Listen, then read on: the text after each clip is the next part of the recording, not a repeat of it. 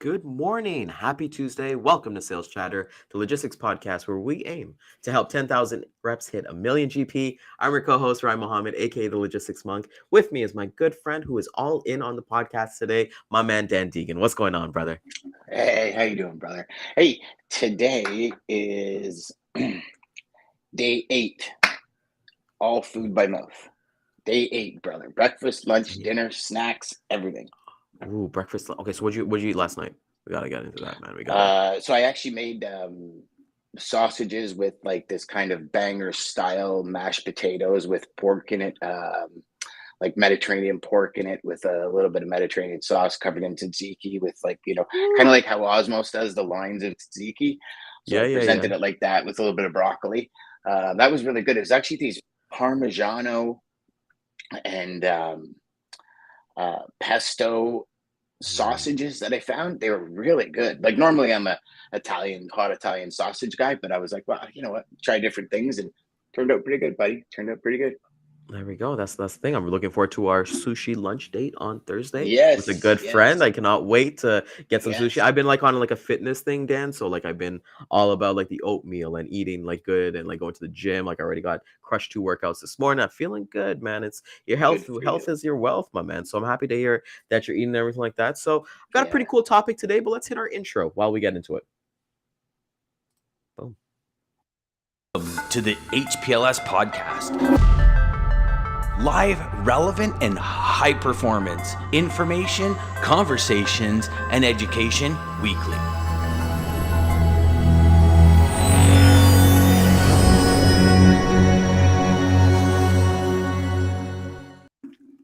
There we go. So, like you said, you were like Osmos last night, which is awesome. I just want to Yeah. say a big shout out to yesterday's topic. I got a bunch of messages saying that it helped out a Good. lot of people, and they were able to make those calls to their prospects, not to their prospects, to their customers, asking them about their vacation schedule. It's just that's what we aim to do here, Dan. Perfect. Give us a little feedback from yesterday, how you kind of felt with everything going on.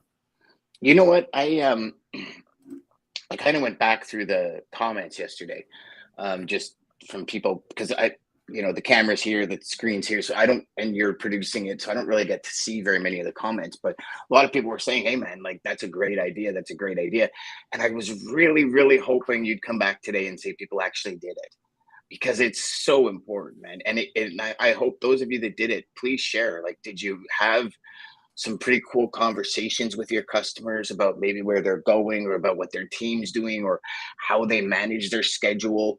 I know, for example, my son, it goes seniority in his work, right? So Yeah. he's an electric apprentice.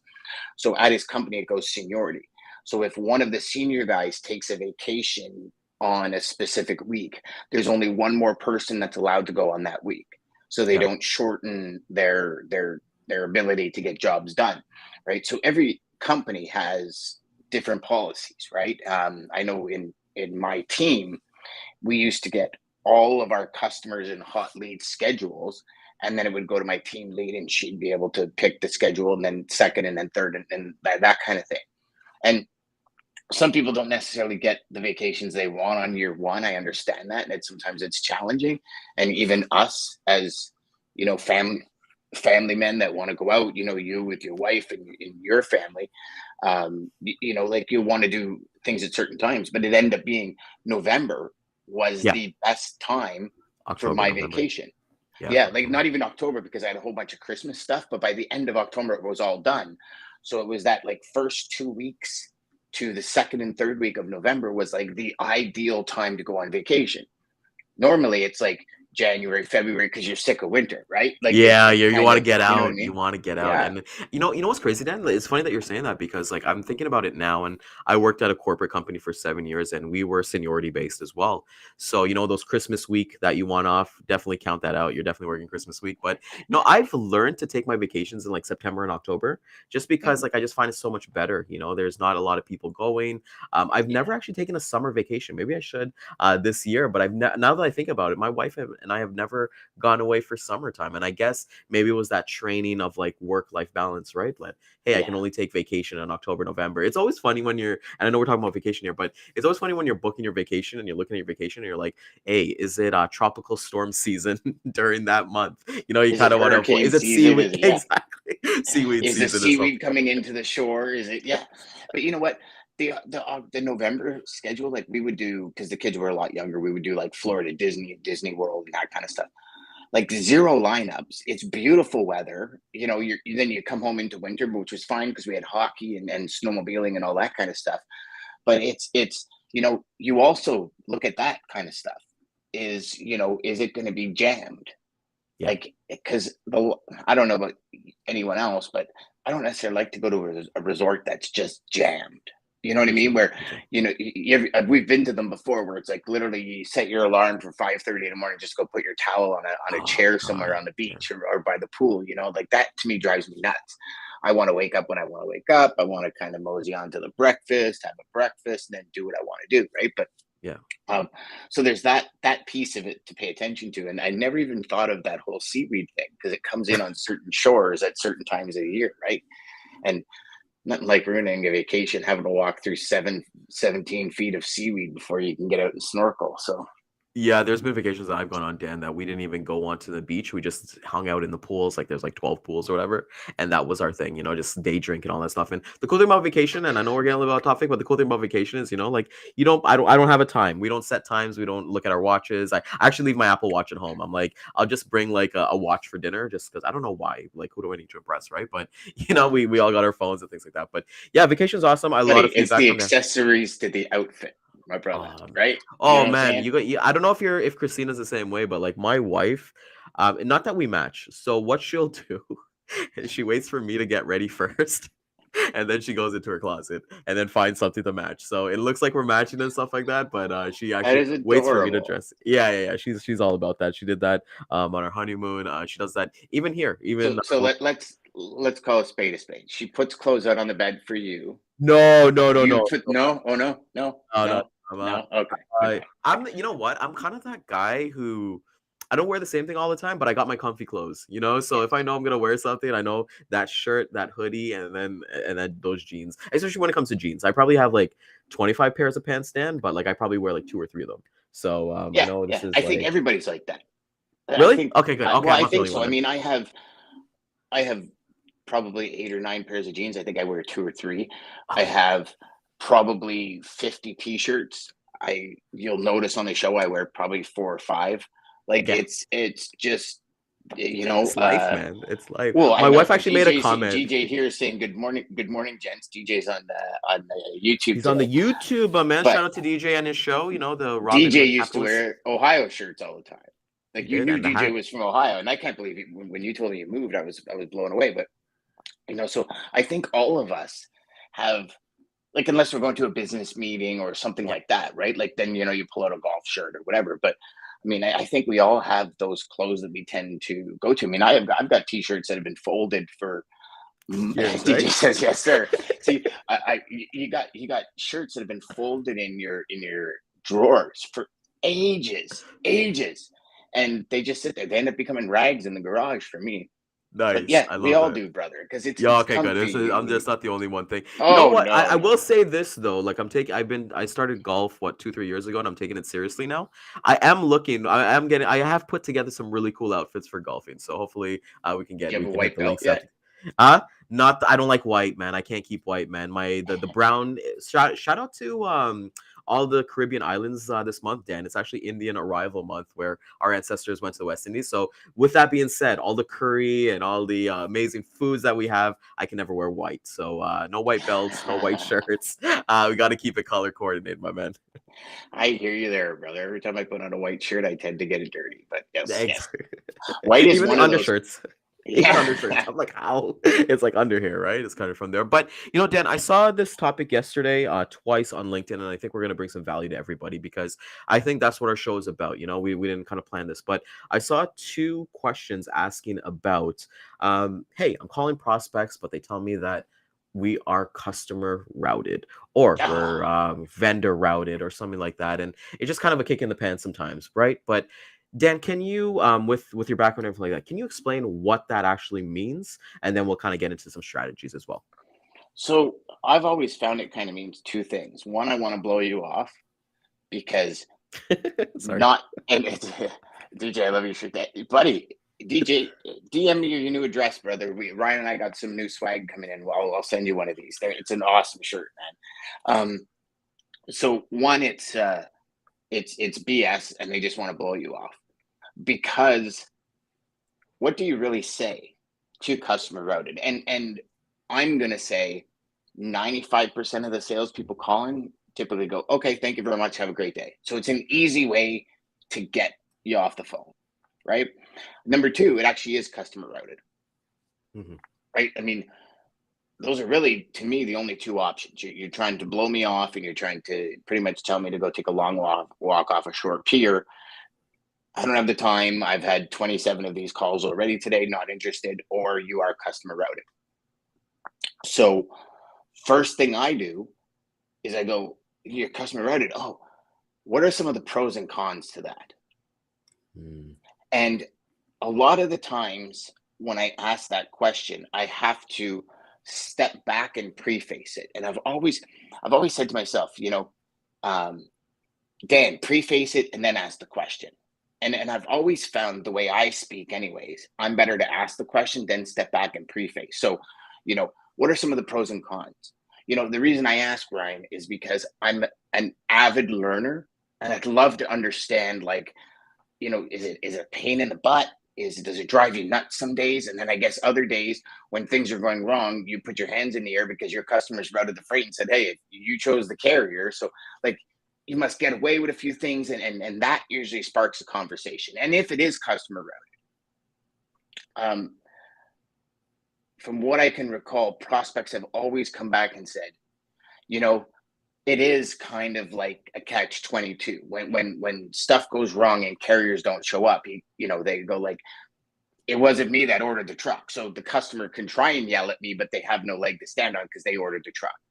Mhm. But one of the biggest things, then we start, you start breaking it down and start having a conversation. One of the biggest things was control, right? Like how do we have control? And then I'd actually, depending on, and obviously for everybody watching and listening, not every single conversation got in, or a call got into a conversation. Some was just Yeah. no thanks to click and just wanted to get on their way. But the ones that did, you can get into things like, what does that do to your shipping schedule? What does that do to people on the dock? What does that do to the long-term effects of bottlenecking at your place? And then the stuff that you do control, because they'll control their inbound. So, like, again, a company, most of the time, companies don't just have that finished product going out. They got raw materials coming in. Those raw materials coming in, 99.9% of the time, they control them. Yeah. It's not routed by their shipper. They control the cost on that. Now, whether they built the cost into the price of the product, and then that's the conversation I would typically try to get into. I can't tell you in 30 years, I can count on one hand how many times shippers went from customer routed to using me instead. One hand. And that, so like, it's very, very slim that I found, anyways. I don't know about you, Ryan, Yeah. but I've just found the red tape to leap through. Like the traffic manager would be like, I wish, Dan, I wish, but Yeah. the boss who really ultimately is my boss thinks this is the best way. I've presented to them 7 different times and what do you find? Yeah. So I think I love this question anytime I get this from a prospect. And I love that you said, I want to acknowledge that you said that it's not every conversation like this is never going to turn to a conversation. They're going to be the ones that they be like, okay, cool, I'm done. Let's move on with it. And that's a part of sales that I want people to understand with here is that not every time you pick up the phone is going to lead to a conversation. And that's just the way it is. So let's say I get somebody on the phone and I hear that. There's two things I kind of do. I like to kind of gather some more information, just like you're talking about being an avid student or anything like that. I always kind of preface and I always kind of say, hey, I'm always looking to get better at my craft. Like I think I might be doing good, but I want to get better and I want to learn business so I can be better for my customers.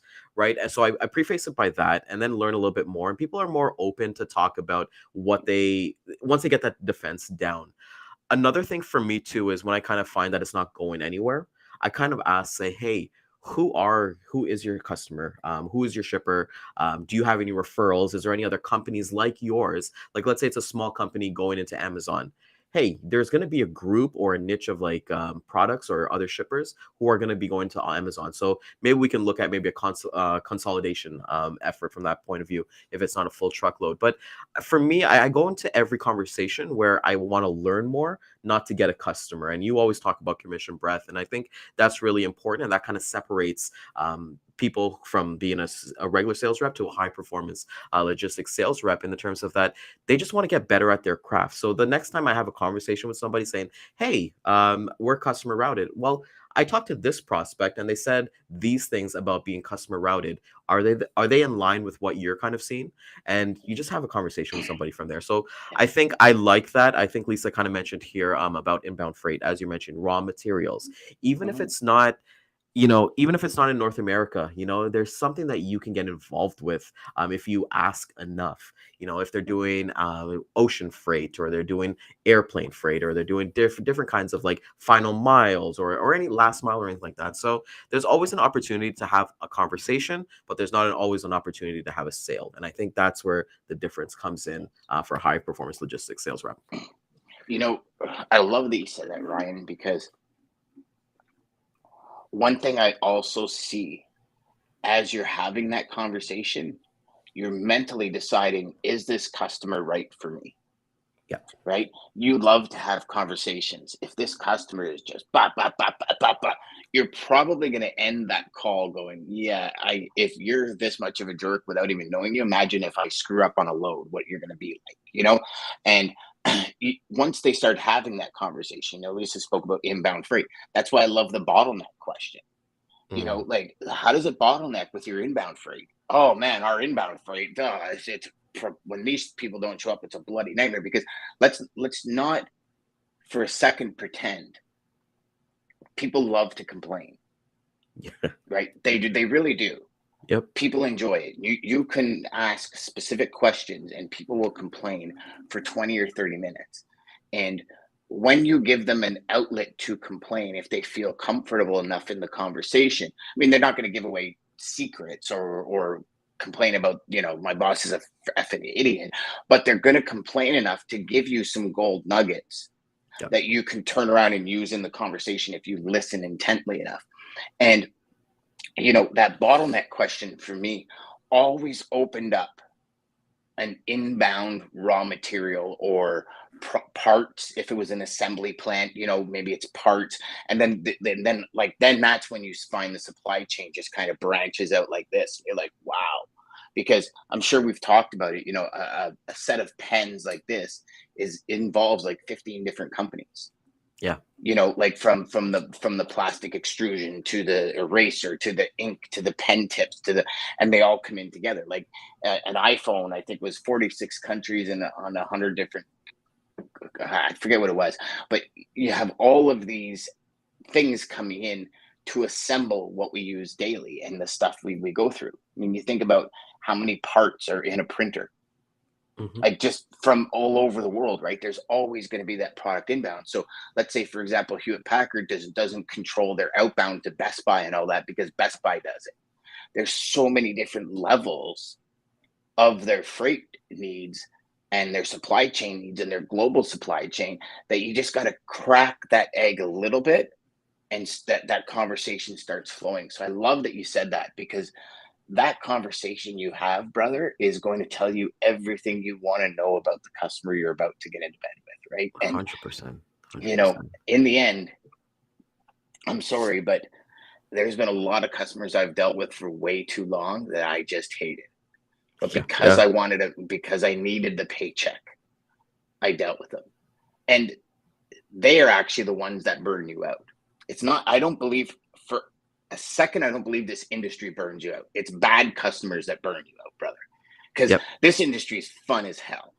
Like, Yep. it is so much fun. You get to talk to some pretty cool people. You get to meet people from all over like so many different countries and like so many different styles and the way they, I remember being in Afton, Tennessee, Dry County with Doug Derryberry, my first customer from Plus Mark Incorporated. And Doug was like, He was like my grandfather, man. He was so cool. And then that afternoon, we went. My senior vice president Mark and I flew from Tennessee to Ohio, and we went and met this lady Gail in Ohio for pool covers. And it was like two completely different worlds. You go from like a dry county where it's religion, and you go up to Ohio and everybody's cursing and swearing and everything. Shout out to DJ. Yeah, it was crazy. And so you get to meet so many people, and you get to do so many fun things, like go to events, go to these functions, travel, all this kind of stuff. Yeah, I mean, depending on who you are, you like travel or you don't. But and so I really don't think that the industry burns us out. I think it's the people we deal with.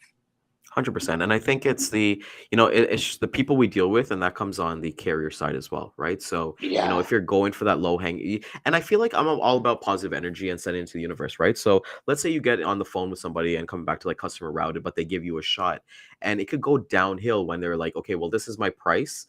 Can you beat it by $50? Never win on price, my friends. That's my number one tip for anybody who gets in this situation here, because if you win on price, you're going to lose on price. And you look at that spiral effect, and that you're beating your price by $50. You got to go to a carrier. Let's call it a spade. You're probably going to get a low to the bottom barrel carrier, and look at right now the rampant double brokering that's going on, right? So I think I forgot who said this, but somebody on our show said this was like, always leave. I think it was Dean actually, was always leave a piece on the table for the next person.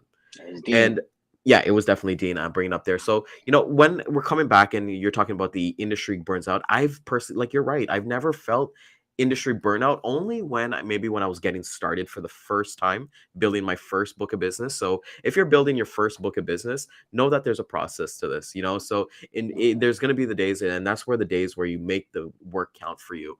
But other than that, like, everything's been so cool, man. Like, like you said, man, I've been on some pretty cool vacations.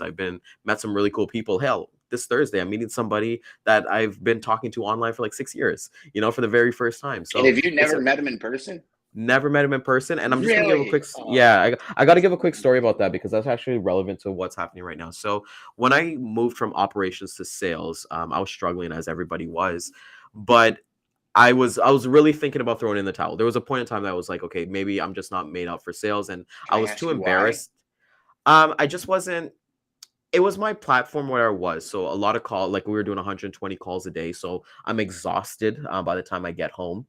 I didn't want to talk to my wife, who was my girlfriend at the time. I went home, and thankfully I didn't take any like substance abuse or anything like that, but I was just tired. I just go home and sleep, and then get up the next day and try to bang on 120 calls. And yeah, exactly. So that's the way I was. So mind you, I saw that, and then I came across this Reddit post. Reddit's a big thing to me, and it was actually Freight Brokers Reddit, and it was somebody was having the similar feelings as I was, like, hey, I'm ready to get out. And I'll never forget this. I think it was Canada Freight Guy was his username, and he just honestly just gave his playbook, just stay in there. I've been in for like X amount of years, and it was just that piece of advice that I needed to read. So funny fact was, like, I messaged him, we talked on Reddit, then we connected on LinkedIn, and then he's just been a really good friend ever since. But like, I don't think I would have like quit the industry, but that definitely helped me push more even forward and stay on the track. So that's my story of actually how I know this really, really good friend, Drew Pearson, who is an amazing person. So that's my little everything. There's no coincidences in life, my man. There is none. Everything happened for a reason. And you know what, Ryan? You just helped so many new people in the industry, because right there, what you just explained, the burnout, that was because you had no playbook that worked. You were just kind of arbitrarily going. And when you have a playbook, and I know it sounds so crazy, but G.I. Joe had it the best, right? Knowing is half the battle. If you know what you're walking into, you can always prepare for it mentally, physically, get on that positive vibe, get on that, okay, once something's going to hit. I remember when I started understanding sales for the first time, I started dissecting my calls, and I realized, based on the amount of calls I made to close a customer, how much each customer was valued to me. I did some math. Every phone call was worth $5. So I took a color photocopy as a $5 bill and I put it on my phone, taped it to the back of my phone. Now that was when we actually had desk phones I back miss in the desk day. phones, by the way, man. I really do I miss it. love those. I miss my Avaya phone, man. Like I miss like Yeah. picking that up and clicking that, man. But anyways, So every time I picked up the phone, in my mind, I would say, I just made $5. I Mm, just made $5. I just made $5. And for me, that was the way I got past that initial, because I mean, it is tough. It is tough. And I don't necessarily know if it's any tougher today than it was when we first started. I think it's different. yeah, But it was still tough. You have no business. You're visually seeing all these people land get loads. Maybe you walk in and you see, a Porsche or a Mercedes in the parking lot. You're like, oh, I want that. Because think about it. I mean, I was 17. I wanted it. I was like, I want that dude's 911 Carrera. Like, I want that car. yep, And, jealousy. There was jealousy. There was all these other things. And it was, I think about it now, and it's so crazy because these guys were 5, 10 years in the business, and I'm 3 months in the business, 17 years old, and I'm jealous because they're making it. It was stupid. Like it was, but that's the way the brain goes. And then you start to develop a plan, then you start to close customers, and that's when that burnout turns to fun. yes, See, you were about to burn out. You had somebody in the industry step up and say, Here, this is what I went through. This is why this show exists. This is why we're doing what we're doing right now, brother. Because now mm, you're helping the same people that are going through what you went through. You're helping them get through it. Like, brother, pat yourself on the back, man. You're yeah, awesome. yeah. It's something that I appreciate every day, and that's the one thing I've kind of told you, like when we started talking. It's like from like I think it was like 8:30 to like 9:30. Is like don't nobody call me during that time. Is like that's my prayer time and like my meditation, and that's what I reflect on. Just manifesting that. I'm so appreciative of this life. I spoke a couple weeks ago at my first speech with Toastmasters, talking about the first time I ever had loss in my life. Like think about it, right? Like I had my first loss a couple years ago when my first dog died. Other than that, like my Mhm. paternal, maternal grandparents, they're all dead by the time I was like 5, 6 years old. But coming back to it, it's just like if our intention here, like just so everybody's watching here, like I don't care if one person watches or 500 people watch. I want to be able to like what gives me value is when somebody messages us and be like, "Hey, I tried that tip and it worked for me," or I've learned this from you guys specifically, and that's what we're aiming here. Like yes, obviously we'd like to be become big podcasters and be like the Jay Shettys and the Ed Milets, but we're not like you were talking about the Porsche Carreras, seeing everything in the parking lot. Those took work to get into there, right? So for us, we understand that we're still learning, right? And for me as Yeah. well, like we're constant, like you and I, we're not going to be the greatest cold callers ever. We're never going to claim that, we're not going to be the greatest logistics sales reps that there is. There's always going to be somebody better than us, but at the end of the day, it's what we're giving back. And I think Yeah. that's what's more important to me because I think that's where the universe opens up a little bit. Well, I could not agree with you more, brother. You know what? I've seen way too many people that are making it in the industry hold everything so close to their chest, thinking if I give Gatekeep. it to you, then I'm going to Yeah. lose it. And it's just not it's not. You always get farther with collaboration than you do with anything else. Yep. I remember working for a company, helping people at other salespeople, other companies get better at sales. Like I have friends at other companies that would call me up and say, "Hey, how about this?" And I'd give them advice. And Yep. I remember so many people saying, "What are you doing? That's competition." I'm like, "Come on, competition. Come on. If it was finite and this was the amount of money that is in the industry and only this, then maybe you have some competition. Maybe. Yep. But I'm sorry, there is a piece of the pie for everybody that has a desire to help a customer. And not only that, I'll go a step further here. Anyone who's feeling the way Ryan was feeling when he first started, and like, man, this is tough and I'm exhausted. Understand this. There is somebody out there that needs what you're offering. I don't care if you're 2 weeks in this industry. They need what you're offering. And maybe if it's just as simple as that guy that gal that's going to make the extra call, put that extra mile in to help them out. They need you. They really do. And I think this is the biggest shift a salesperson can make when they understand no matter what they do, no matter how many customers they have, they are needed in our industry. It changes everything. 100%. You talk about Ed Millett, you talk about Jay Shetty, right? There's people out in this world that listen to Jay Shetty and they're like, he doesn't resonate with me. Yeah. That's fine. He's out for the people he resonates with. Everybody will resonate with somebody. Ryan, we're going to have people watching the show that like, yeah, it's okay, but I don't know. I'd rather go watch somebody else's show. And that's fine as long as they get something from that other show. People resonate with different people. And as a sales rep, no matter where you are in your career, no matter where you are, somebody needs you to step up to the plate and make that extra phone call. They need you to step up to the plate and send that email to them. And I know it sounds crazy. They're waiting for you. And they might not know it, but they are. Because you're the one that's going to solve their problem. And that, to me, is what has kept me so, like, just energized in this game of logistics, because it is so vast and there's so many different areas. I mean, I have customers from 20 years ago still call me today. Hey, what do you think about this, this, and this? Yep. Like just last night, guy calls me, says, Dan, I haven't spoke to him in, I hadn't spoken to Pierre in probably 5 years. And I'm like, hello? And he goes, you have the same number. I go, listen, that's one thing that will never change is my phone number. Because when people have it, they have it. Yeah, of course. He goes, listen, he goes, I'm, obviously the whole, I apologize. I haven't called you in a couple of years. I said, that's fine. I'm no longer with that company. Anyways, I said, what's going on? He says, well, this is what's happening. And here's what I told him. In the end, I said, your best bet is for you to rent a U-Haul and drive it. He goes, are you serious? I said, yep. You're telling me that stuff's coming in on Wednesday and it needs to be in Calgary by Friday? The only way, like I go, the only way you can do that is like you'd have to drive it and you'd have to be gone probably Tuesday. Yeah, you gotta get And on he's that like, plane, oh, buddy. so maybe I should meet him. And well, it's a bunch of DG that he says no plane would take. And I didn't even, and it wasn't even like I was, to be honest with you, I wouldn't have got involved.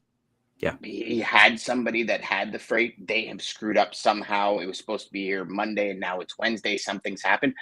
Like if I were to jump in the middle there, I know I'd be the one being yelled at the end because what he was asking for was literally impossible unless you could fly it. And he said no plane would take it. So I said, your best bet is to jump in a U-Haul with your son and go straight. Because you can make it if you go straight. But you literally got to pack a bunch of coolers, eat, sleep, crap on the road, no stopping in hotels. You got to go straight through. And I said, you'll be fine at this time of year because weather won't make a huge impact. Like it's not like you're gonna have a freak snowstorm, but well, you might get out west, but I said, and that's it. He goes, yeah. I go. Otherwise, you're probably looking at 12, 15 grand for somebody to make that happen. Yeah. He's like, whoa. And I go, well, he goes, well, I'm glad I called you because you gave me the straight scoop. Now, sure, could I have made a lot of money on that if I found some, you know what I mean? Probably, Ryan, but I'm not. But that wasn't your intention, though, and that wasn't your intention for the phone call, anyways. His intention wasn't to get, and you know what? Even if like he wanted you to like handle the freight, he would have simply asked, right? So it's like people ask those questions. So I think it's amazing to kind of give that feedback. And the one thing that you said that I want to regurgitate again is that we don't gatekeep here. Nothing that we say or do. Like, hey, if you want to know the prospect, like I do a lot of video prospecting. If you want to know what I do, if you want some scripts, shoot me a message. But you know what, Dan? It's a great segue because we've been having a ticker go all morning this morning and we haven't even talked about it. So I want you to talk a little bit about what that ticker is, what can people expect, and just give the people some feedback, my man. So this actually came up 2 weeks ago when Ryan and I were talking about that one pager where we were talking, this is your question, this is what the prospect says, this is what you say in reply to the prospect, how do you make it better? And that kind of thanks, Lisa. That kind of 4-column thing. And we said, we want to start giving away these tools on the show. And obviously this being live, then in replays, then in podcast form, a little difficult because in podcast form, we can't put the link in the messages that you guys see on the side. So Ryan and I said, you know what, we're going to put a website together. So we call it Sales Chatter Live. We got the URL. Now, funny story about the URL. For like a week, the website's not working. And I'm like, I don't know why it's not working. I bought SALSE Chatter. So I spelled sales wrong when I Not purchased the salsa first chatter, by the URL. way. What's that? Not Was that salsa wrong? chatter, by the way. No, no Yeah, salsa yeah, chatter. yeah, Yeah. yeah. There was no A. It was like Celsi. So I'm a huge typo guy.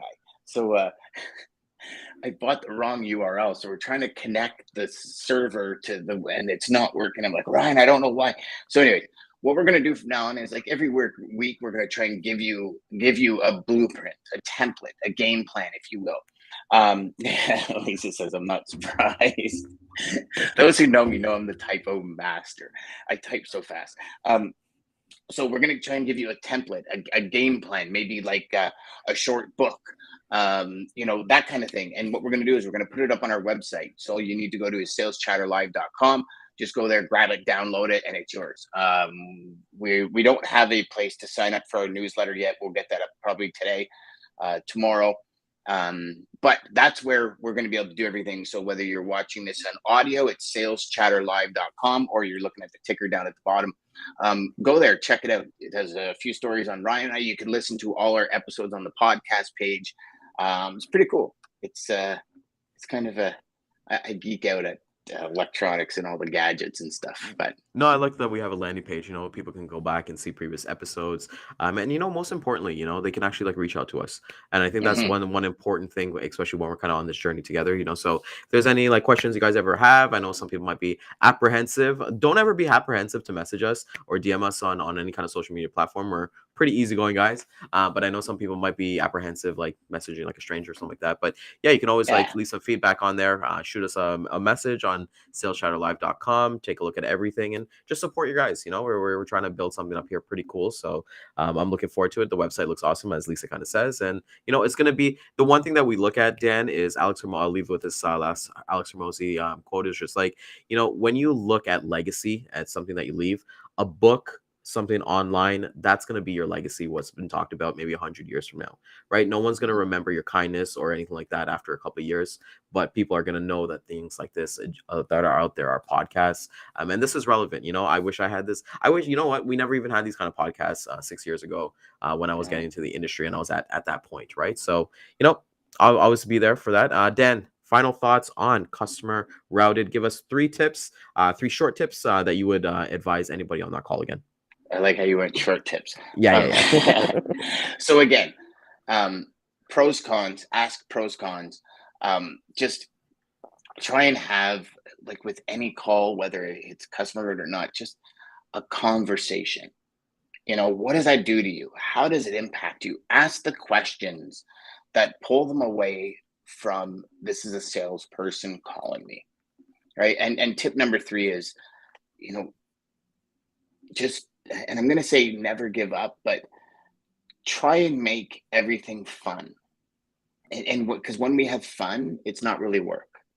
And do your best to, I know cold calls sometimes suck, but how can you have fun? How can you make a game out of it? If you gamify, shout out to Chad, if you gamify the way you work, you will have a blast all day long. And who doesn't want to go to somewhere where they smile all day long? Yeah. Right? That's my 3 short. Man, was that short, Ryan? That was good. That was really good. Give your brother some kudos here, man. Yeah, I gotta give you some kudos, man. That was awesome for that one. And my one tip for anything customer routed, having that conversation. How come I had to do 3?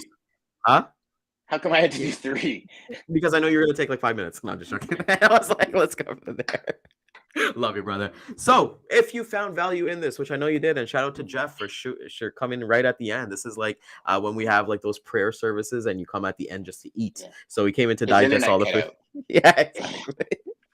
So if you have value in this, please like, share, comment, check out our new website, give us some feedback, reach out to us, connect with us. That's what we're here for. Share this with a friend, a neighbor, your spouse, your girlfriend, your boyfriend, and most importantly, the Amazon driver who's bringing your packages today, because we all know you ordered something on Amazon Prime last night. We'll hit the replay again at 2 p.m. Eastern time on LinkedIn, Facebook, YouTube, and Twitter. And tune in for tomorrow, Data Day. We got a jam-packed episode with Dean Croak and the Bodacious Cowboy himself joining us as we talk all things data. And we got a pretty cool topic, Dan, that I'm looking forward to chatting with everybody here. With that being said, we'll see everybody tomorrow to talk about what Dan ate for dinner tonight. Take care, everybody.